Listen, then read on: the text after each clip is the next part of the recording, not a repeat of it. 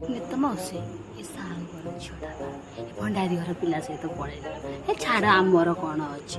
ମୁଁ ଏ କାହା କଥା କାହା ଆଗରେ କହେନା କି ମୋତେ କିଛି ଭଲ ଲାଗେନା କାହା କଥା କ'ଣ କହିବା। ହଁ ବା ହଁ ମାଉସୀ ତମେ ଯାହା କହିଲ ଠିକ୍ କଥା କହିଲ।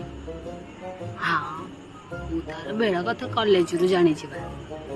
କଲେଜ ଯାଉଛି ସେ କ'ଣ କରିବାକୁ ଯାଉଛି ତା ମାଆକୁ ପଚାରିବୁ ମୋ ଝିଅ କ'ଣ ପଢ଼ୁଛି। କଲେଜ ଯାଉଛି ବିଏ କରିବାକୁ ଯାଉଛି କି ଆଉ କ'ଣ କରିବାକୁ। ଛାଡ଼ ମାଉସୀ ଆମେ ପର ଘର କଥା କାହିଁକି ଚିନ୍ତା କରିବା।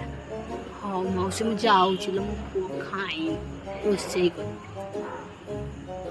ମାଉସୀ ତମର କି ମାଛ କରିଛ? ଆମର ତ ଆଳୁ ସେଇଠି ମାଛ ତରକାରୀ ଦେଇଦେବ ପୁଅ ଖାଇବ। କହୁଥିଲା ସେ ନେତ ମାଉସୀ ଘରୁ ଟିକେ ମାଛ ତରକାରୀ ଆଣ।